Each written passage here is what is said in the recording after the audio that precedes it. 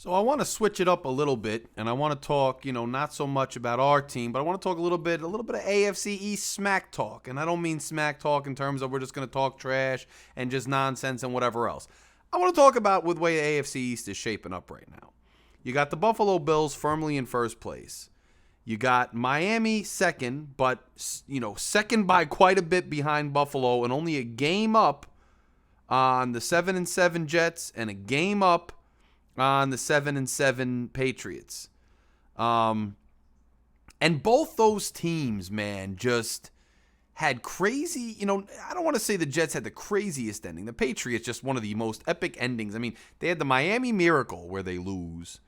And then they have this end of game where they lose, and it's just crazy. And the thing about both the Jets and first of all, let me just get out of the way. I mean, the Buffalo Bills this year and probably last year, I mean, and just in this current iteration of the AFC East, let's just keep it real. The Buffalo Bills are the class of the AFC East right now, and they are a Super Bowl contending team. They had their little slumps here and there, if you can call it that. They've only lost 3 games, so you can't call it much. Josh Allen had a little, iffy play, but everybody goes through that, at some point in the season, a little bit of adversity. But the Buffalo Bills are just playing very well right now. And, they lost some key players on defense. There's nobody disputing it, but they're still finding ways to win. Cole Beasley comes back. They managed to eke one out against Miami at home, and it was a tough, hard-fought game. The snow didn't really take root until later in the game. So Buffalo does a lot. First of all, they clinch a playoff spot. They do a heck of a lot to they're probably going to win the AFC East. I don't see how they can at this point unless they lose out and Miami wins out, and I don't know what else has to happen, if anything. I don't think the Bills are going to win the AFC East. It is what it is, and Miami is now going to have to see what they can do the last 3 games of the season to see whether or not they hold on to their playoff spot or whether they lose it to an opportunistic team that wants to jump in. Now, 2 of those teams are the New England Patriots and the New York Jets, both of the AFC East. Earlier in the season, it looked like there was a chance we might get all 4 teams into the playoffs, which would be crazy. But that I don't think is going to happen at this juncture, especially because Miami's playing both the Jets and the Patriots. Jets are playing Miami, vice versa, whatever. But we had a pivotal Sunday where the Pats and the Jets both played and both had interesting games. And I just want to talk a little bit about them. Now, me being in the New York area, I obviously listen to a lot of sports radio, and I listen to WFAN is just a great station, and I'm a huge fan of Evan and Carton and of Gio and Boomer and Gio, so, there's a heck of a lot that I listen to, and especially in terms of Jets talk. The Jets, earlier in the year, now I know they beat us, and I'm a Dolphins fan, obviously. It's Phin-Addict, Fury fan. If you guys haven't done so, subscribe. Just subscribe. You like AFC's content, NFL content, whatever. Here's the thing. The New York Jets, earlier in the season, the beginning of the season, I wouldn't have necessarily thought that the New York Jets were going to be great. But their defense came on. They made such good draft picks. Robert Saleh is a good defensive coach, and they're playing really good defense. And one of the deficiencies that took root, despite the Cleveland win, which was kind of a crazy end-of-the-game win, despite the win against Miami there, we didn't have Tua. It was in their stadium, and the defense played well against Miami, and I'm not taking anything away from the Jets on that victory. But Zach Wilson just has not played up to par up to this point. And when they made the decision after Wilson's just epic, and it wasn't just for those outside, Jets land, it wasn't just, when they asked, did you let the defense down, Zach Wilson says no. That was the straw that broke the camel's back. But that wasn't the be-all, end-all of why Wilson was benched. Number one, he had been playing really inconsistently and not great for a few games leading up to that one. That's first of all.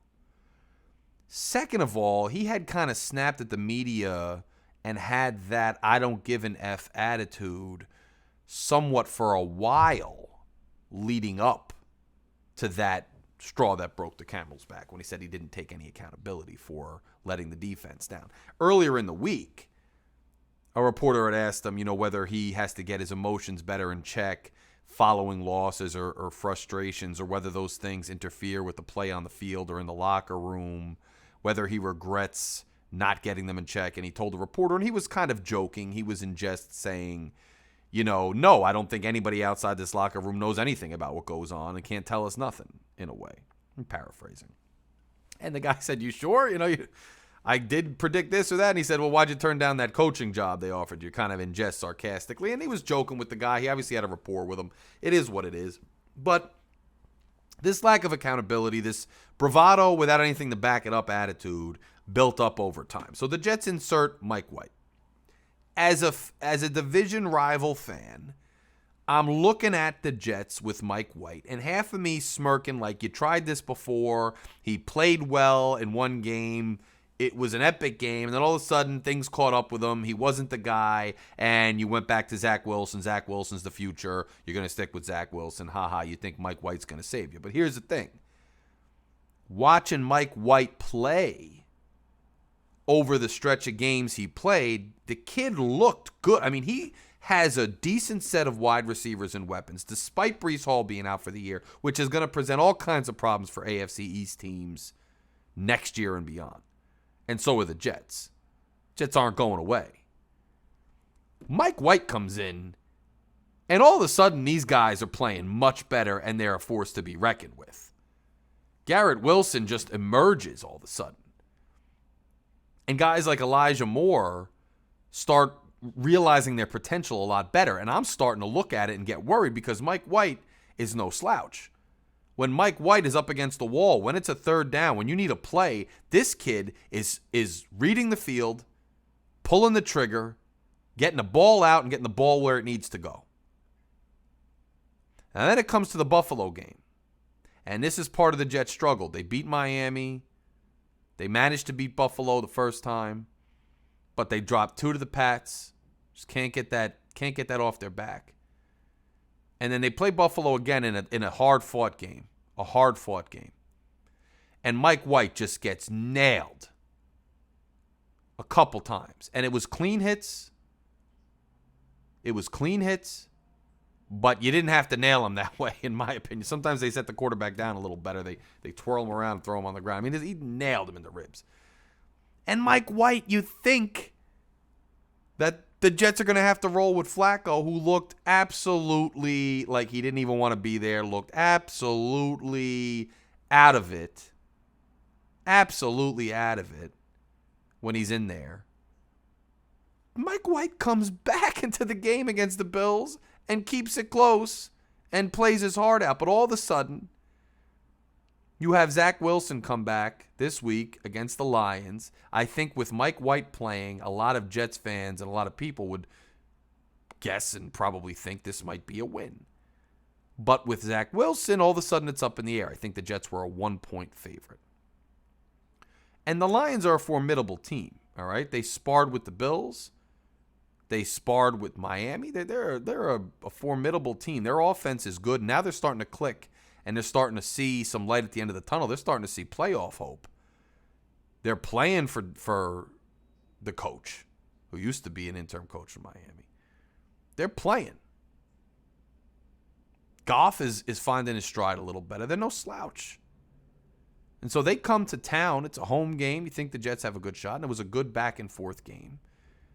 Now, a lot of people are already saying, well, Zach Wilson. Zach Wilson did have a bad interception.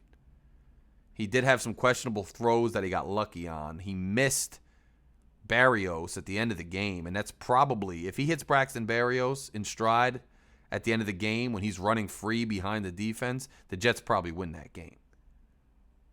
But he misses him, and he misses a couple other throws too. Zach Wilson struggles from the pocket, it seems like. Zach Wilson struggles from the pocket. When he's out of the pocket, he's extremely dangerous. He's a very athletic player. He can make things happen on the run. He can make plays with his legs. So there's a lot that Zach Wilson can do outside the pocket, but he's really just not been effective inside the pocket. And for Jets, the team that is trying to assert themselves on defense, they really want somebody who can operate well out of the pocket and lead more traditional type offense. It's not happening right now with Zach Wilson. It's happening much better with Mike White. But his stat line, is 18 of 35, 317 yards, 2 touchdowns, 1 interception. Not the best, but not terrible either, considering especially the 317 yards and the 2 touchdowns. What I found really interesting about the Jets' loss and the way that they lost, and this isn't to attack Robert Saleh, because I think he's done a good job with this team, especially with this defense, and getting them to believe and play hard. There's a few things that I think are feeding into this. And Joe Bonino said some of this earlier today too, but I think it makes sense. Number one, there's a clear preference on the team for Mike White and almost an anti-Zach Wilson attitude. You see it with guys like Garrett Wilson, who's a young receiver. He's not earned the stripes to do this, but kind of lashing out, complaining at Zach Wilson, like openly a little bit hostile to his play. That's not healthy for a team. And then the team is so behind Mike White. It's great to rally behind the backup quarterback, especially when he's the starter now and he's playing great. But I think what it does is it kind of fosters a sentiment and an attitude on the team that when Zach's in there, you can't rely on him, and you got to just kind of have a hostile kind of waiting for Zach to screw up. Like, oh, here we go with Zach. And I think it takes something away from the way the team plays.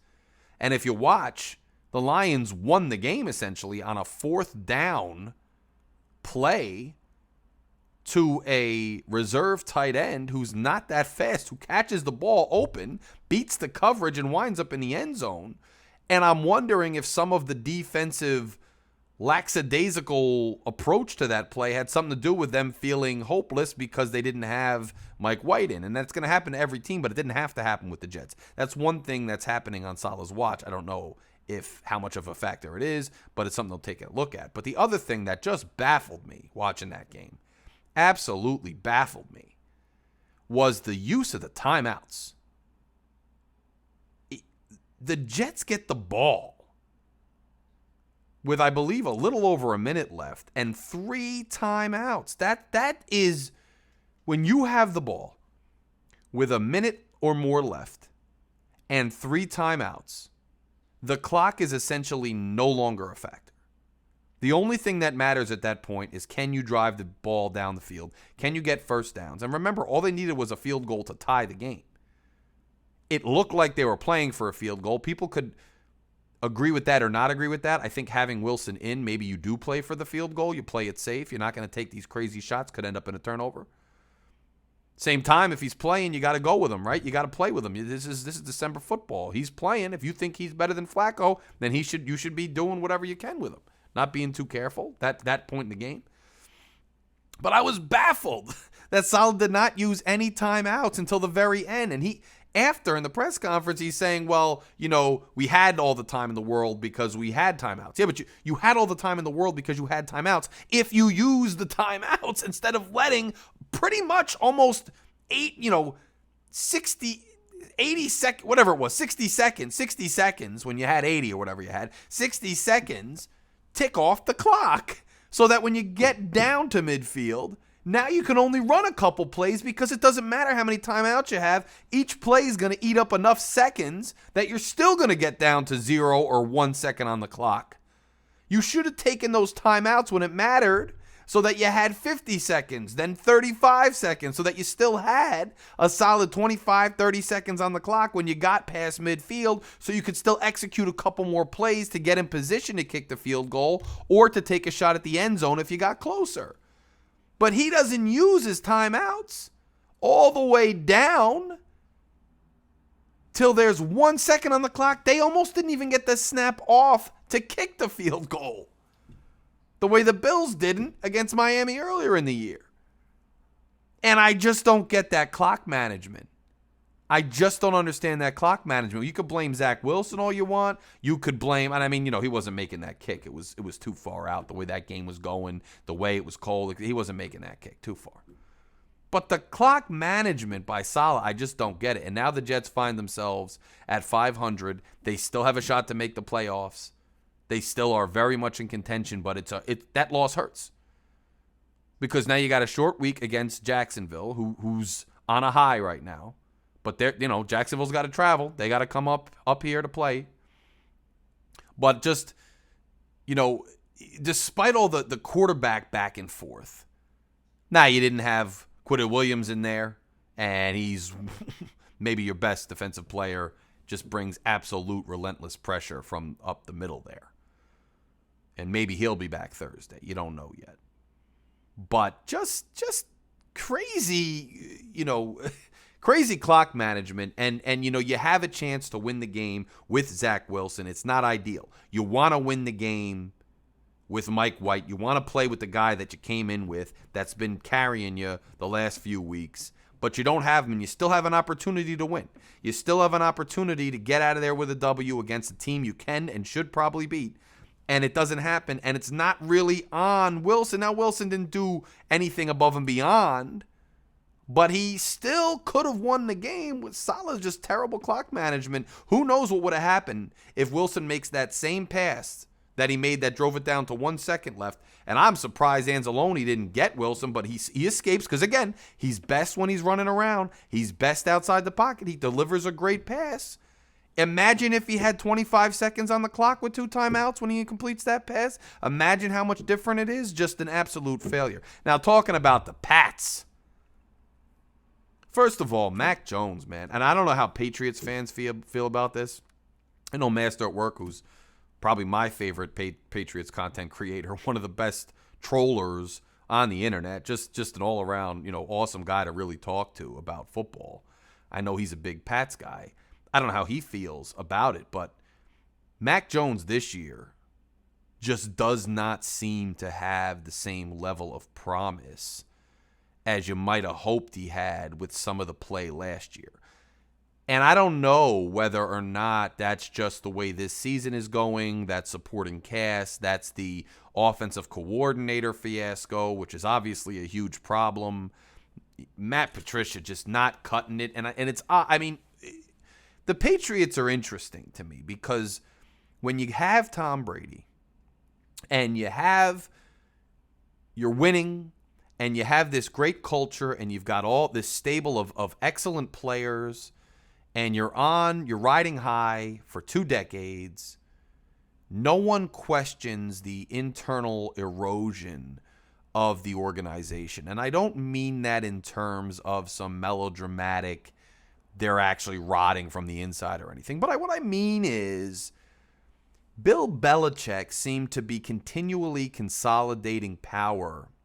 And this happens in many organizations across many things, not just football, but where somebody lets success get so far to their head and the organizational structure and those responsible for trying to check and balance that person get so complacent because that person has been so successful over time that they allow them so much autonomy. They almost start to believe that person's hype, and that person starts to believe their own hype to a fault. What I mean is Belichick, Brady goes, and other people around the organization start to exit, and Belichick, brings his son in, calling the defense. Not that his son's terrible or anything, but it's becoming such an almost cult-like fiefdom in there that maybe they're losing something that they used to have. You got Belichick's son in there.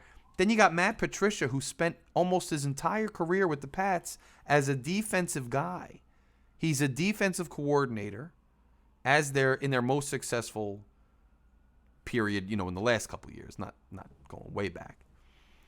He gets the head coaching job out in Detroit. He doesn't do well. He comes back to the Pats, which so many of them do. Josh McDaniels, same thing. He failed the first time in Denver, comes back. He's an offensive coordinator. But McDaniels is the offensive coordinator. He goes to the Raiders. Again, not doing a great job over there. But then again, crazy matchup, isn't it? This ironic. And he brings back Matt Patricia. He puts him in the offensive coordinator role. I know the Patriot way and Bill Belichick and everybody thinks, well, you don't question him. You don't question the Patriot way. You know, you let him do what he thinks is best because he's the mastermind, right? But you're seeing when Brady leaves, they take a hit in quality. When they try to put a defensive coordinator in Matt Patricia filling the shoes of Josh McDaniels 1 year after he left that abruptly, you're seeing it causing a problem. And it's because there's too much credit to Belichick. There's too much worship of him. Like there's too much reliance and faith that Bill Belichick's the brain trust no matter what. So I don't care. He could put the ball boy at OC. He could put his nephew who, you know, has been playing lacrosse just out of college at special teams coach. He could put his cousin's, you know, his brother-in-law at lead scout, and it's going to work out fine because he's so all-knowing and he's so great he can do anything. It's not working for the Pats this year. This OC experiment and some of the other things. And you look at Mac Jones, he was 13 of 31 for 112 yards, no touchdowns, no INTs, and obviously just getting run over at the end of that game in what is sure to be a GIF for years to come. And I don't know what happened on that final play. You're tied. You either take a shot, which they did. You take a couple shots on a couple plays. You see if you can get in the field goal range to try to get a game-winning field goal. By the time they ran that final play, maybe you throw a Hail Mary. Maybe you just try to see if you can get a draw going or get one little play going. And if not, it's overtime. You're tied. You're in the playoff hunt. The Raiders haven't been good all year. I know you're on the road, but you try to get into overtime. It's common sense. You do what you're supposed to do. You get into overtime. I'm really curious for it to come out eventually. I am so curious as to whether that was a coaching call, like that they were supposed to try those laterals, and that kind of, if they had a play drawn up where that was the play to do the laterals, whether the coaches encouraged them to go out and do it, or whether it just started, and once it started, they were just out to their own devices, in which case I wonder if the coaches are on the sideline screaming at them, and there's got to be video or something of it if it was. But just an ill-advised pass, and I feel bad for Jacoby Myers because the guy's been probably their better receiver, their best receiver for the last few years, and he tries his hard. You really feel for it when Mac Jones was in the post game, and they're asking him about it, and he's like, you know, he put it all on himself. I got to do better. I got to make that tackle, grab a shoelace. But I understand it's tough when you're in that position. But, you know, I could just really feel the hurt and the compassion and the empathy in his voice for Jacoby Myers. Because he's going to get some heat for that. But he's played his butt off for that team. But just an epic fail on that. But again, they weren't playing great leading up to it. They came back, but they were down early. And it's just interesting to see where the Pats are, where they fell. Now they still got a game against Miami in 2 weeks. They still can get into the playoffs. But it's just interesting to see, and losing a game like that is just, you know, compared to the Patriots of old, it's just a heck of a difference now. It really is just a heck of a change with the Pats, man. And that play just... I was watching it live, and I couldn't believe what I was seeing. It happens in football, but that's crazy because it's really towards the twilight years, dare I say, of Bill Belichick's career. That's 2 epic end-of-game losses in December where you really need them to put yourself in better playoff position. It's just kind of crazy. But again, you know, the last play is the last play, and I know Belichick tried to... And Jones, I mean, that was probably the narrative. I don't know what went on in the locker room. I'm sure it wasn't as pleasant in there, but kind of the way that they were going about it was, look, the game overall, we didn't play well enough to win. There were a couple mistakes. That was one of them. But let's face it, that was an epic mistake, and it's heard round the world. So just crazy, man. But look, that's the state of the AFC East. It's going to come down to the wire. I'm actually curious to see how these matchups go with Miami, with the Jets, as far as the Patriots. Patriots play Miami, so do the Jets, the last 2 games of the year. It's going to be interesting. Then the Pats obviously play the Bills the last game, and I don't know what kind of implications that's going to have. I don't know if the Bills are going to play people. I don't know if it's going to have implications for their top seed. Depends what the Chiefs do. They very well may. It's going to be an interesting way to come down to the wire. It's been an interesting season in the AFC East. It's been a lot of fun. It's been a lot of nail-biting and anguish and joy for different teams at different times. But it's been fun thus far. So just with that crazy Sunday, with Miami playing the Bills and the Bills pulling it out, and then the Pats and the Jets having those close games where they lose at the end, I just thought it was worth touching upon the AFC East and just talking generally about it. Guys, you don't have to be Dolphins fans. If you are a Dolphins fan, all more the reason. But you don't have to be. If you just like good sports content and you want to keep apprised of a content creator in your division who is going to occasionally talk about, and probably more and more as I keep going and the more subscribers and things I get, talk more and more about AFC East teams in general and just touch base on it, and you're interested in that kind of content, interested in hearing an objective approach and just another fan's perspective on your teams and on the NFL and on the AFC East in general, smash the subscribe button. It's right under me. I mean, you can see the notifications. If you don't like the Dolphins, you don't even have to watch them. But if you hit the subscribe button once in a while, you might see some content you do enjoy, and it helps the channel. It helps me grow. I'm out here supporting a lot of your channels too whenever I can, and other content from other teams' content creators. The channel's been growing. We have a nice channel over here with a lot of good content, and a lot of objectivity, and a lot of lively discussion. So if you're so inclined, please hit the like button. Please hit the subscribe button. Please share the video and the content with other fellow fans and whatnot. Good luck the rest of the season, except when you're playing Miami, and I'll talk to everybody later. I know you heard me on the radio flexing. She loved the sound of my voice. It's the